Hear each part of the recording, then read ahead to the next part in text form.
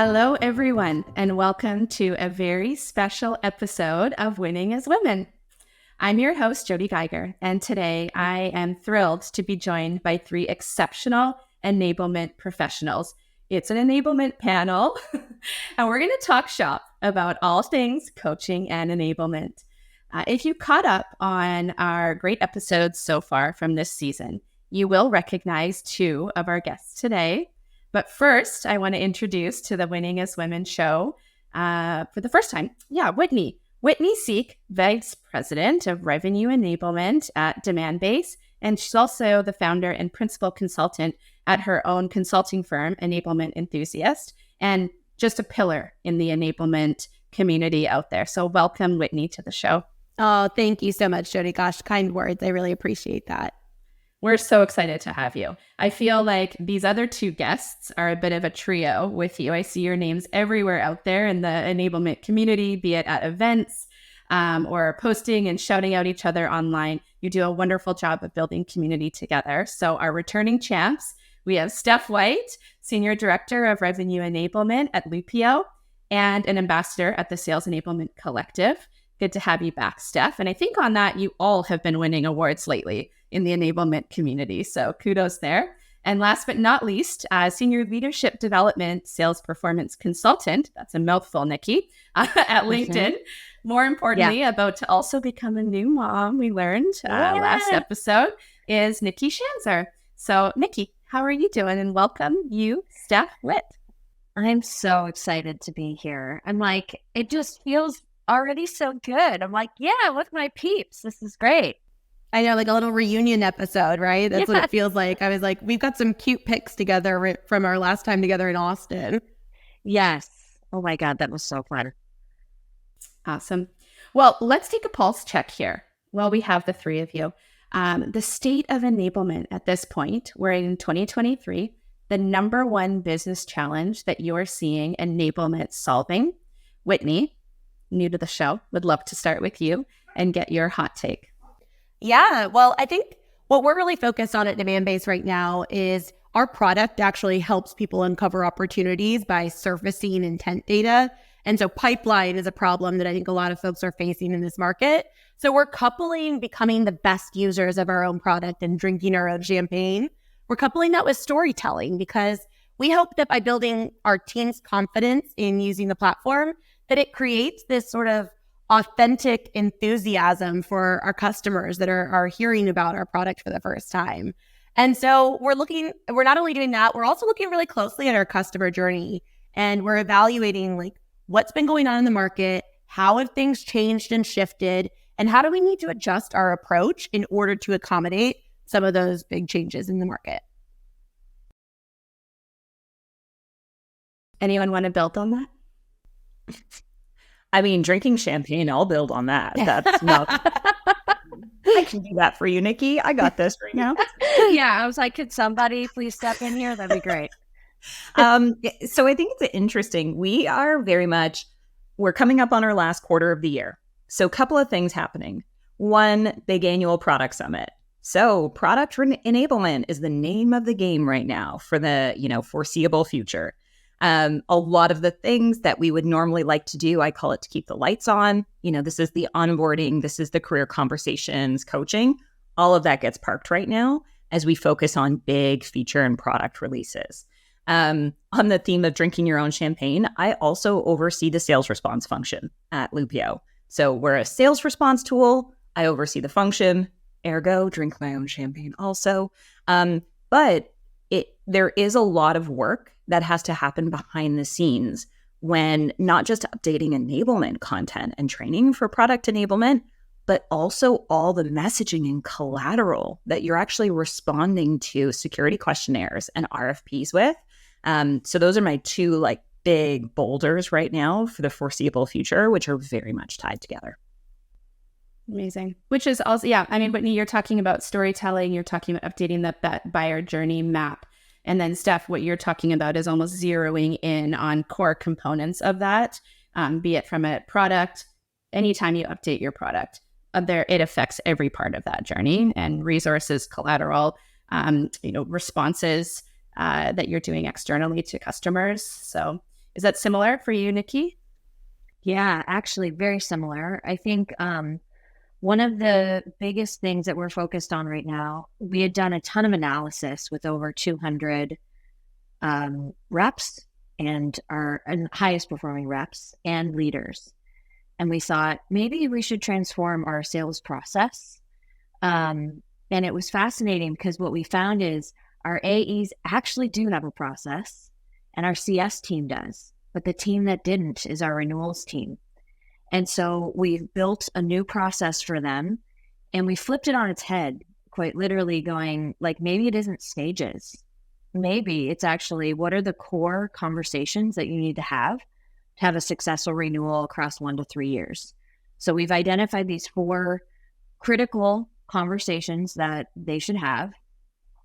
That is a focus. But what we also uncovered is tied to what Whitney's saying is thinking about what are the things that managers need to do in order to not only manage to a process, but we also found out in analysis that they're in 63 dashboards at any given time. They're all kind of guessing what they're doing. With the acquisition of LinkedIn from Microsoft, we moved from Salesforce to Dynamics. So there's like a lot of change going on and people just set their new norms. They work outside of the system. So for managers, one of the areas I'm focused on is how do we actually identify the core conversations that a manager should have in one-on-ones week over week. So similar to what Whitney's saying, we identified territory, pipeline health, account strategy, deal reviews, and forecasting.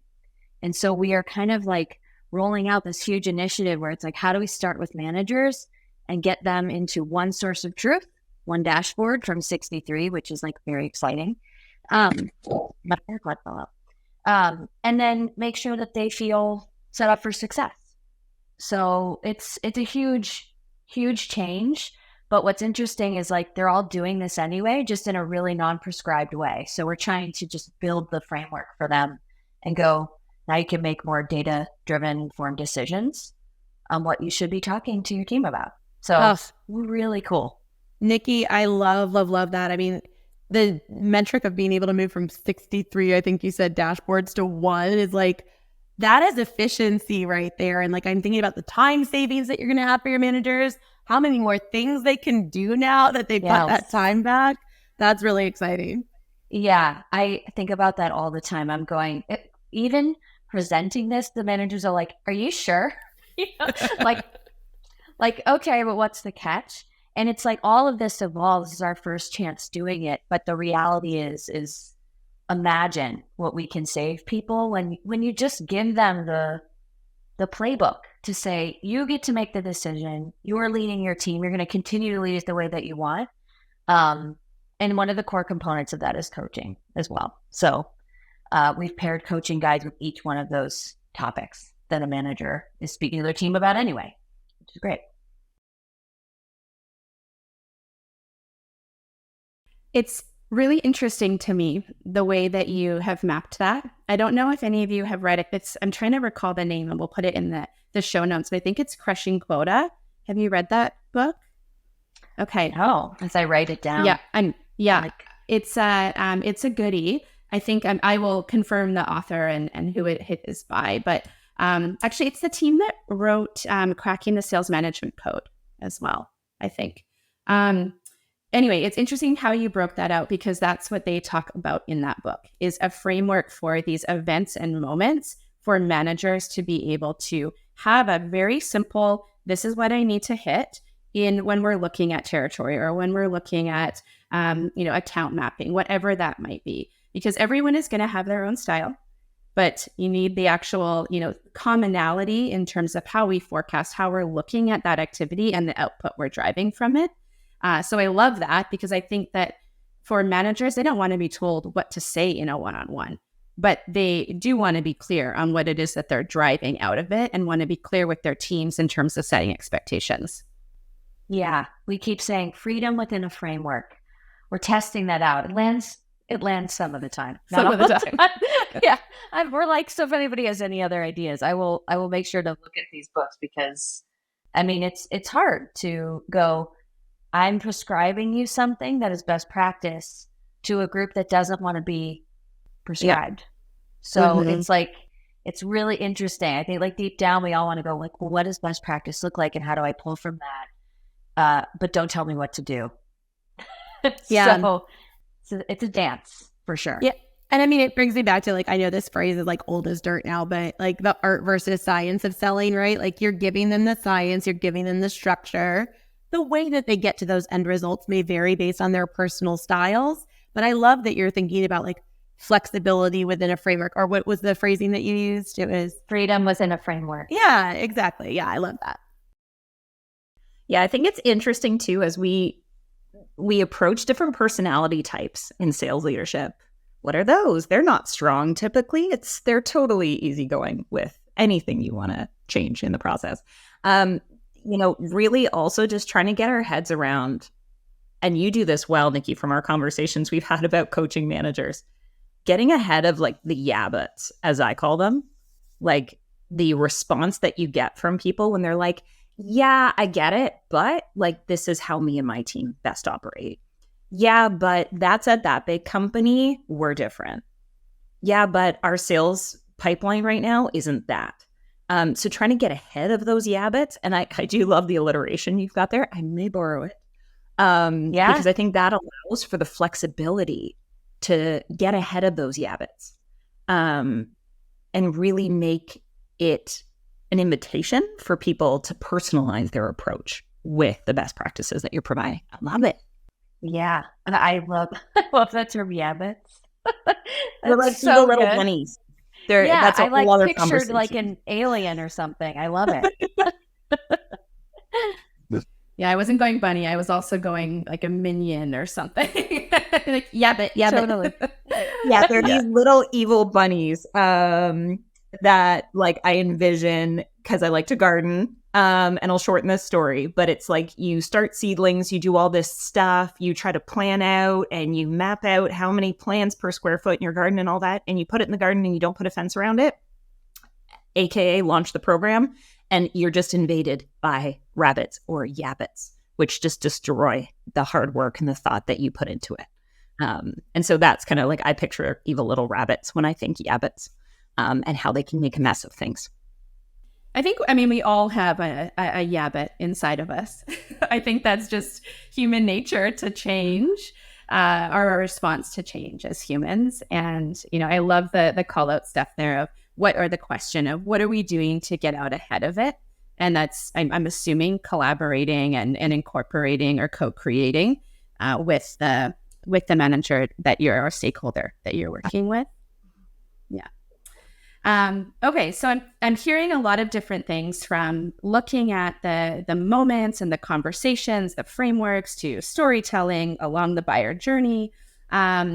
What would you say, if you were to roll that up into a metric, what's the business impact that you're looking at the highest level to drive with some of the initiatives you've talked about here? And I'll turn first to Steph.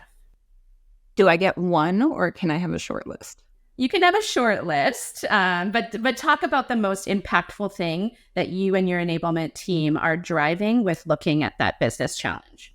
Yeah. So at the end of the day, when we talk about product enablement and new functionality rollouts and how we're responding to sales opportunities, it's all about revenue, right? So it's, what is our win rate? What is our ASP? And how are we faring against the competition after the rollout of these new product features? Right. And that's really touches both of my big boulders, since they're both going towards that direction. Those are the three key things that we're measuring. What will define success of, did we invest well in this functionality and did we roll it out effectively to our teams? If it drives revenue, success. If we remain flat, there still could be a success story in there, because maybe we can see in some segments where we did have some gains. But ultimately, if it goes down, it's just that simple. It's show me the dollars for all three of those. Okay. Nikki, how about you? Yeah, I think we're trying to accomplish a lot. And so we're thinking of this like crawl, walk, run strategy. And so when we looked at, okay, we're launching this process, which for an IC or individual contributor or account director as a rep, what do they need to be doing? And it's bare minimum. We need them logging the first key customer conversation that we're rolling out. And for a manager, they need to hold them accountable to that. We have system problem. We have data trust issues. And so making sure that we start with one very clear thing that they need to log in the system, and that will be inspected as a starting point. What keeps arising naturally is, okay, if we want to continue our coaching mindset, our coaching practices, does it matter more that we track that coaching happened? Or does it matter more that they were done well, that these conversations are actually producing a good quality coaching conversation to help someone along? And so we very much are looking at what technology can help us with that in the future. It's more of our walk strategy. Do we maybe need to get people analyzing recorded calls? We've done that in the past. It's a huge effort, I think, as everybody on this call is like, yeah, that's a ton of time. And can we leverage our second line leaders and have them inspecting what coaching is happening? You put so much thought into these things that roll out, but we don't know. There might be something we totally missed, that someone's going, hey, did you think about this? Or actually over here, I'm coaching more often than I am somewhere else. Can we lean in there? And so I think if we are starting with this critical component of getting people in the system, that's a huge win. And then as we progress, I think the future is next level credentialing. A lot of people use the term certification. I'm testing this one out, so let me know, let me know what the reaction is. But we already have people who have gone through Coaching 101, which is the foundations of coaching at LinkedIn. And I'm thinking, well, what would next level credentialing look like? What's the 201 of that? And that would be coaching to this process and to these 5 manager business conversations. So that probably won't happen till fiscal year 25 once we're done rolling all of this out. But that's future vision, what we're looking at from a measurement component. Nikki, can I just ask a question on that? Yeah. So when we talk about, and for those who may not be familiar, it's often aligned with university course levels. So 101 is, understanding that the thing exists. 201 is second year course, so why it exists. 3 is understanding more of how it works. And 4 is that mastery level. When we think about more strategic initiatives like coaching, where, each stage could be several months, how often do you find you're actually building up to that 401 level before you're potentially going back and revising 101 and 201? Just curious, because the size of it is so much different. Yeah, I'd love that question because I don't think we're there yet. I think it's going to be it's a long journey to get people to understand even what coaching is, let alone a model to follow, and then building that into their existing workflow. It's fascinating. We did a dry run 2 weeks ago of this program, and we built in coaching. We were just testing this exercise. And there were 2 people sitting next to each other. One of them goes, ugh, I had my first eye roll moment. Here we go again with coaching. And I thought, oh my goodness. They were like, I checked the box. I got certified. The end. And the person next to them, after we did the exercise, said, this is invaluable. I now have a guide in front of me. I'm going to have better conversations. And so it's reaction to it is so interesting to have 2 people sitting next to each other. And just some people will continue to view this as this very foundational thing and check the box. And there are other people who see it as a forever journey. And so how do you capture the forever journey people and go, this is what excellence looks like over time? And I don't know if really, I don't want to say no one's done this, but I think in organizations, that's what we're on the cusp of right now. I'd be curious what you all think about that. But I think that 401 level, I think we're 3 to 5 years out from that and really seeing the benefits of it and then being able to prove it out, because people like things proven a lot of times before they try it. So I think about that a lot, though. Yeah, and so I think love that question. I think the first thing that came to mind for me too is like you're working at a cruise liner where I feel like Steph and I might be on speedboats. So Totally. Yeah, I'm on the Titanic. Yeah. Wait, don't say you're on the Titanic, Nikki. Actually, what's one that hasn't sunk? Hold on. There was a beautiful big one, Nikki, that was called like the Queen Elizabeth. Let's go with that. It was I'll be on the Queen Elizabeth. Yeah. Yeah. What? I'm like, I literally can't think. I'm like, am I on the Disney cruise ship? Like what? Put me somewhere on a boat that stays afloat. That's really fun. That's really fun. Oh my gosh. I'm on a fun cruise ship that stays afloat. Okay. Yes, you are. Oh my gosh. But what I was getting at was like, there is like an ability to move faster at a tech startup when we have less people to bring along that journey. But I love listening to the structure that Nikki, you're putting in place at a larger scale, because I think that creates such scalable frameworks, even for startups, to have a leg up in scale, because that's the name of the game there, right? It's like, how do we scale in these hyper growth startups where we're moving fast? There's tons of change. We're trying to influence the ability to slow down to speed up. And it's like, you have to reference some of these programs and how long change can take too. So yeah, I think that's really interesting. And yes, fun cruise for sure. Fun cruise. Fun cruise. And like, I love the speedboat. Like, put a helmet on, grab onto your seatbelts, folks, because like, this can't take a month to deliver. We have to deploy it, measure it, and present on it within the next 26 days when you're in, high growth SaaS. In startup world, we should say. And Nikki, actually, you had that at Hopin, right? Where it was crazy fast growth. So you've lived in both worlds. Yeah. Yeah. And it's been, I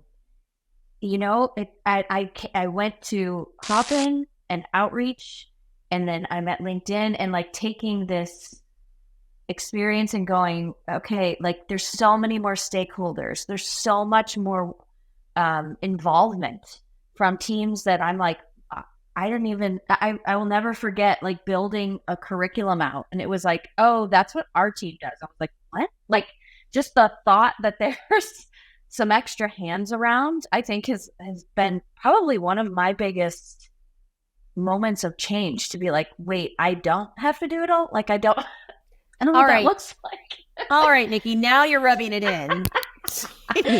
But it takes a lot of effort to like, there is that moment, I think, with enablers.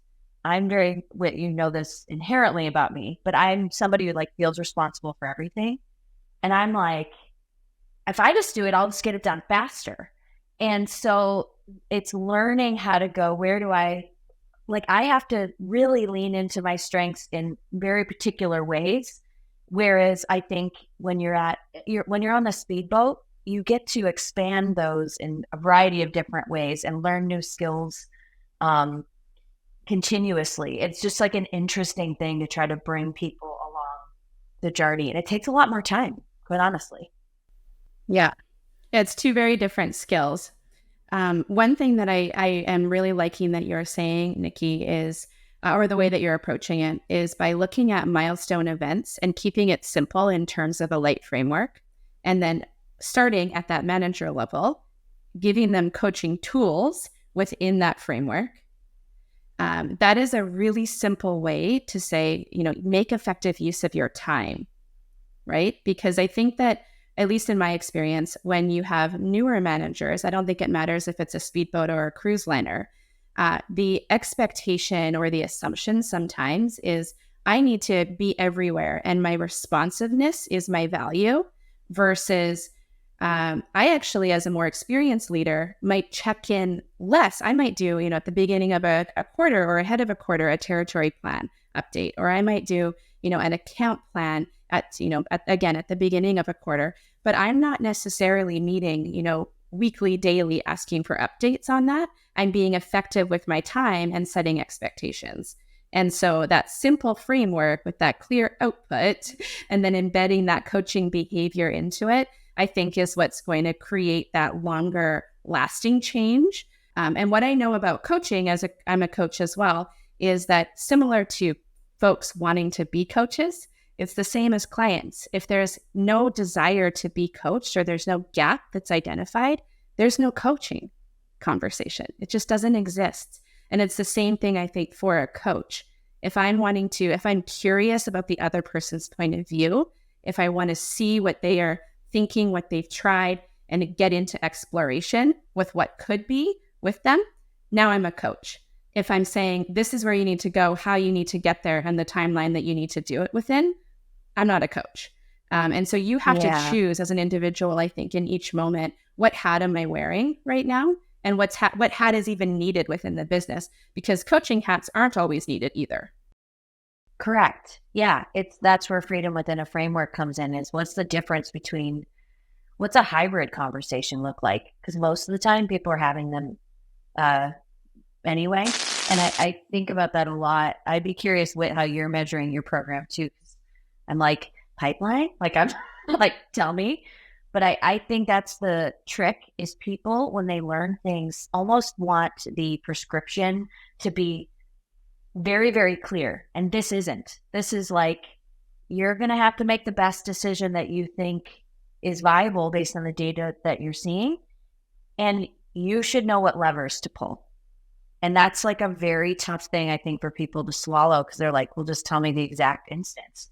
But people are on the other end. You won't know that. Yeah, absolutely.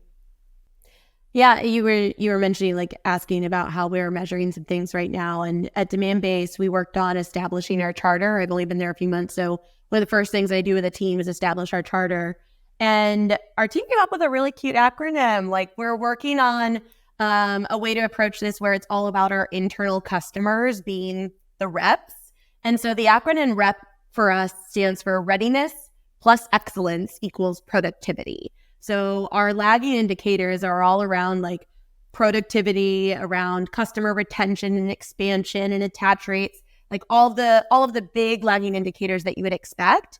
But we're saying you can't get that unless you have solid foundations and you've moved from good to great. And so we're actually looking at a variety of things. We've got a new RevOps leader as well that's hot on deal velocity. So not only are we looking at those end results, but we're backing up and saying, what's really driving that? How are we doing with their stage conversions? And how is that leading to higher deal velocity? So I think that's really been a focus for us. But we're even going back as we're reestablishing our stage gates and understanding, like, what are the criteria for success for these critical activities that have to occur. So we're working our way all the way backwards to say, okay, what are all these leading indicators that we can actually pivot and make adjustments to that will have much bigger impact in the long run? So those are some of the things that we're looking at. And for the initiatives we're working on right now, it's around, like, we've got to get people in the platform first. So I love, Nikki, you're like, step one, like, are you doing the thing? So like that usage and adoption side. But our hope is that that leads to early stage conversions. So that's really what we're keeping a close eye on. Mm-hmm. And that early stage, I mean, anywhere in that buyer journey, I think the question that you just raised there of, are they in it? Are they doing it? And then the piece that we're really focused on right now at Klue and questioning is, okay, if they're doing it, is it working? Is it having the intended impact that it was supposed to have had? And if it isn't, what about it? Is it, and let's look at different cohorts of people. Is it that they don't know, they're not comfortable, they're not doing it effectively? There's so much nuance within there to be able to roll it up and say, here's the result, and here's the the impact or the KPI we're hitting, with a bow tie, because it is different by person, by program. And I think it's worth calling out too, some of the metrics that we talk about for our programs and for coaching initiatives, especially if we're talking about win rate or deal size, you may not have that data for 6 to 9 months, depending on the length of your sales cycle. So couple things obviously there if we're talking about performance improvement, right? Not a PIP, but whether that's coaching or training initiatives or what have you. What are the leading indicators? And I don't use that term loosely. But also, how do we keep people invested and engaged in continued learning when they aren't seeing results? And it's it's sometimes easy to get the buy-in initially, right? For the first 30 days, I want you to try to adopt these new behaviors. Okay, here's some soft leading metrics that show that we're starting to get you in the right direction. But by month 4, month 5, if you're in a 9-month enterprise deal cycle, how do you keep pulling your learner in and keep pulling your management team within your sales org in to continue to invest when some of those metrics do take so long to really come to fruition? And especially if you're on that speedboat, right? That boat may have just turned right. So suddenly you're not going the direction that your program was built for. How do you not lose the integrity of your framework, Nikki? How do you just pivot that to have it support your new direction so you're not losing ground? I think that's where things can get really interesting and why these conversations are so great to have across different sizes of orgs with folks with different experience. And also so many folks that are wanting to drive the speedboat or be on the speedboat have shorter attention spans and like new ideas. And so I think the discipline that's required to, once you have a framework in place, to stick with it and actually do the boring work of staying within it, reminding, having your megaphone out and doing your PR around that simple, boring framework now that you're 6 months, 9 months, 12 months in. Yeah, that I just commend folks that can do that, because that is hard work when you're a speedboat driver and you're coming up with new ideas and wanting to build new. Okay, it's hard so to speaking say of this new, is our next year. Sorry, Jody, it's just saying It's hard to, you're on the speedboat, it's hard to even look a quarter ahead, let alone going, this is our entire year, that's our approach at LinkedIn, is like, your whole year is this and beyond. And it's like, that is a very different message when you're on a speedboat. Everyone's like, yeah, cool. I don't trust that at all. So just calling that out, that is a huge challenge. I love that you called that out, Steph. So yes, and speaking of new and what's on the horizon, I would love to look at 2024 to start with, because we're right there. We're back to school. We're thinking about next year. We're thinking about planning. As seasoned enablement leaders, the three of you, break out the crystal ball. Let me gain some insight into what is your state of enablement and your mindset heading into 2024. And one thing I would love most, because we're in annual planning right now, is planning tips and tricks for an enablement function. So I will start with you, Whitney, if you don't mind, to give us your look into the future and how you're planning for it. Yeah, absolutely. You know, I won a contest when I was a kid, and my mom rewarded me by saying I could pick out any toy in the toy store, and I chose like a crazy 8-ball fortune telling ball. So like, this is fun to look into this crystal ball together.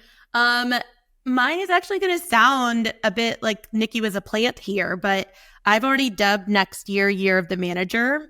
And so I'm really focusing on shifting the way that enablement teams are typically geared towards IC level deliverables as the priority for building, and shifting that focus to those manager level deliverables. So I think that's really the big focus for my team going into next year. And I expect to see a lot of other enablement teams start to make that shift as they're focused on efficiency and need their managers to have a multiplier effect within their organizations with those like small but mighty enablement teams again. The other thing is AI or bust. I don't think that's going anywhere. I think we're just scratching the surface this year. So I think that conversation continues a lot into next year too. We've been seeing AI on the roadmaps for enablement technology for years now.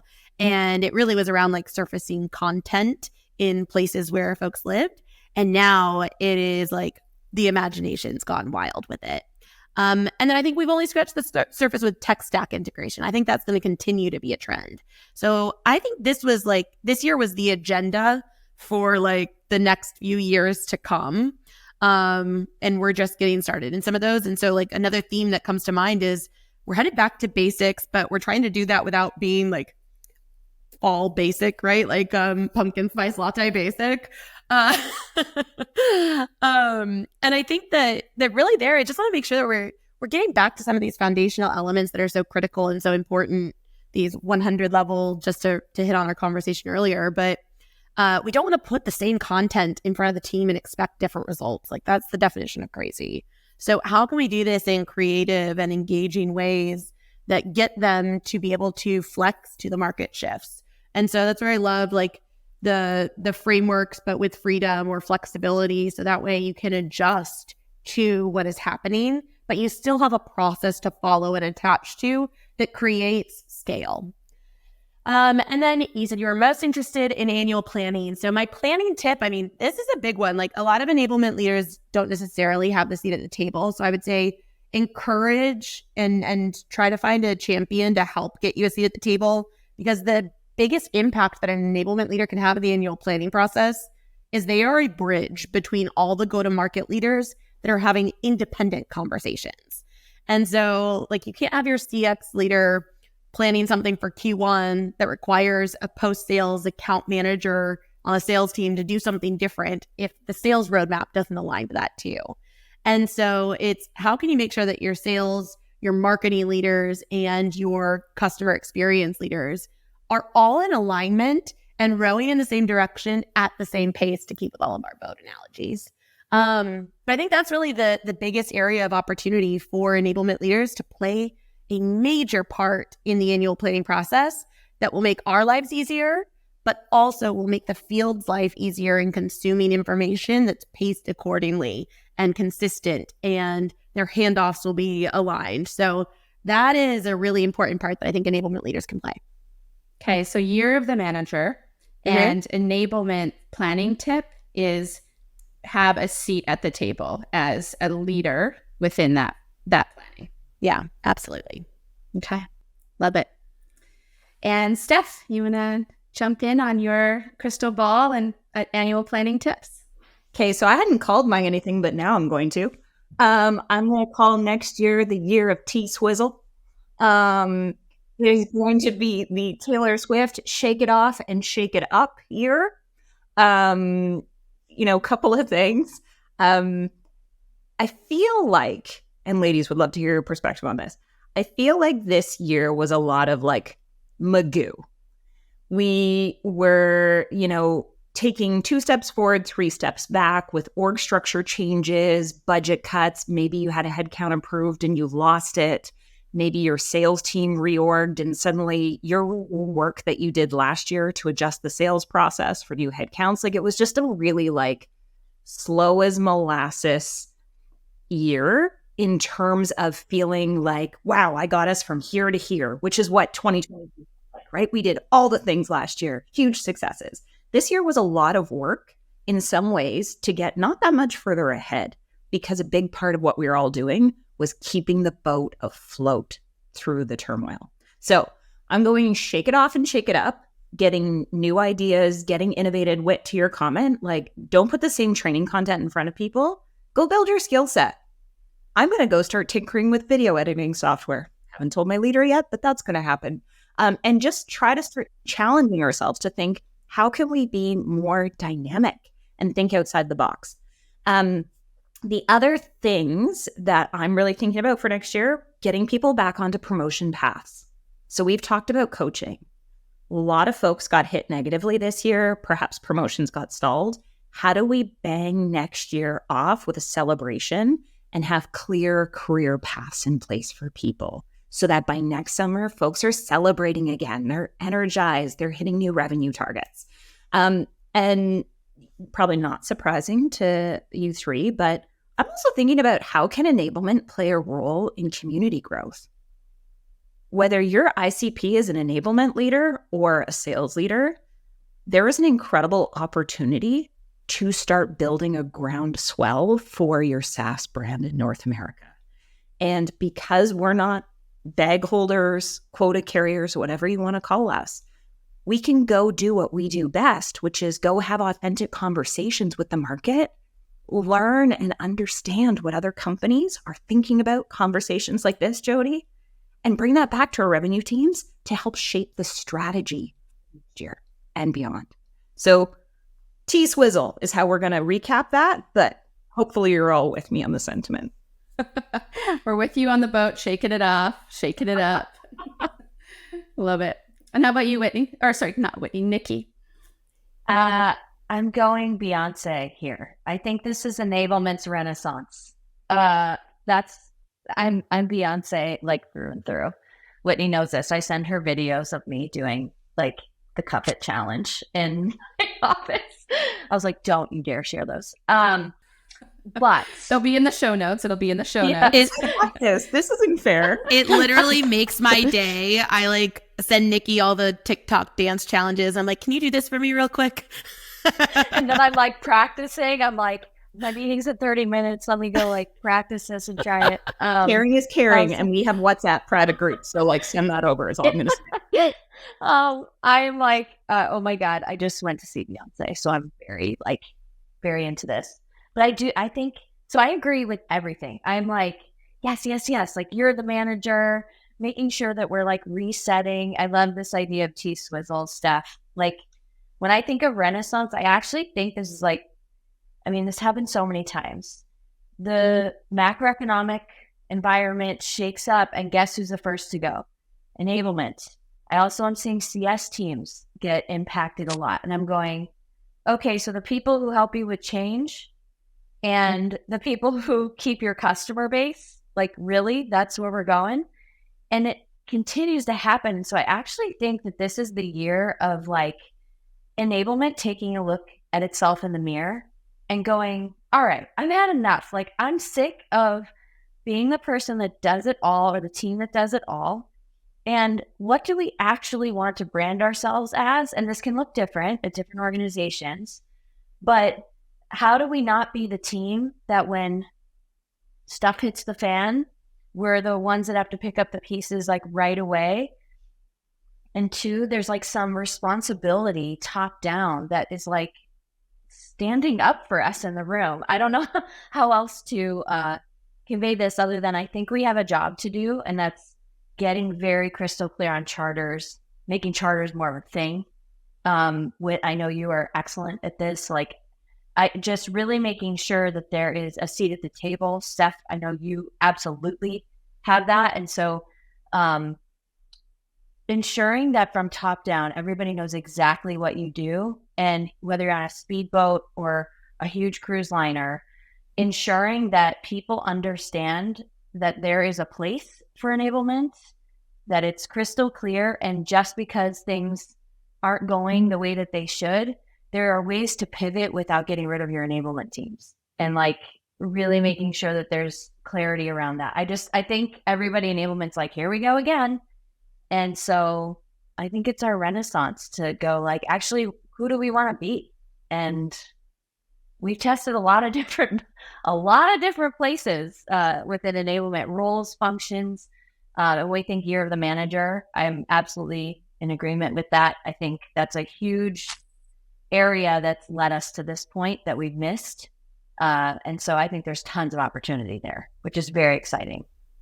And Jody, for annual planning, I will say, being on a big cruise liner, this is like something where I'm like, oh, this is kind of nice. Like I'm not in the process the way that I have been in the past. However, I think what LinkedIn's gotten right is despite being huge, it's focusing on the things that will move the needle the most and getting crystal clear on what those are. And I have never in my career seen better alignment, top down, better stakeholder engagement, what it means to be a part of a sponsorship committee, leading from the front. I've literally never seen something better in my life than what I've experienced at LinkedIn. And it's been such an amazing thing to see people step in and go, no, I'm going to be the face of this. It's not just you.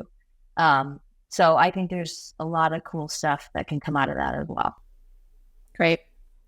Enablement as a strategic function. This is what I'm hearing. And part of that extreme ownership mindset is enablement owning the communication, the PR, the impact results that we're driving back with the business. Okay. So every episode of Winning as Women, I ask a question of what does winning as a woman today mean to you? And we've had Steph and Nikki on previously, and I'll give you a quick recap. So Steph, If you remember, you answered, you're looking for those electric moments with another human being that light you up, where you just connect and you get it. And those are those micro moments that keep your energy moving and define you today as a woman. And Nikki, you said you couldn't be here without these incredible women in your life, which kind of made me start thinking about this panel and the support system that you have. And Winning is continuing to foster these relationships within your community with everyone. And Whitney, you haven't given us your answer. So this is your moment to share it. What does winning as a woman mean to you today? Oh, I love this. When I first heard that this is going to be a question that we would cover, I really thought back to like what it felt like to win for me earlier in my career. And it wasn't really an award or recognition, but there was this moment when I first made it to director and I was a leader. I was at a leader level executive networking dinner in New York. And I was sharing my philosophy on employee lifetime value, or ELTV, being something that results in CLTV, customer lifetime value. And I saw folks whip out their notebook and like take notes. And I counted that as such a win. I like called and told my friends and family about it. And I bring up this moment because it made me realize that winning as women is less individualistic for me. And it's more about helping others. And so now when I think about winning as women, I think about my team. I think about my mentees. I think about the folks listening to this episode, folks who have been on my team in the past, and just the enablement industry and how we can all help each other. So that's really what it comes back to for me. Yeah. Winning is a community sport. Yes, absolutely. Okay, well, thank you so much for this lively conversation. We brought in a lot of hot beats. We got Taylor Swift, we got Beyonce, we're on speedboats, we're on cruise liners, we're dancing. So everyone, thank you so much for joining and tuning in. And Whitney, Nikki, and Steph, folks can find you on LinkedIn. You're all very active there. We'll link to your profiles in the show notes. And a sincere thank you. And I know our listeners are going to get so much out of this conversation. So make sure, everyone, to like and subscribe to Winning as Women to never miss a new episode. We'll catch you next time.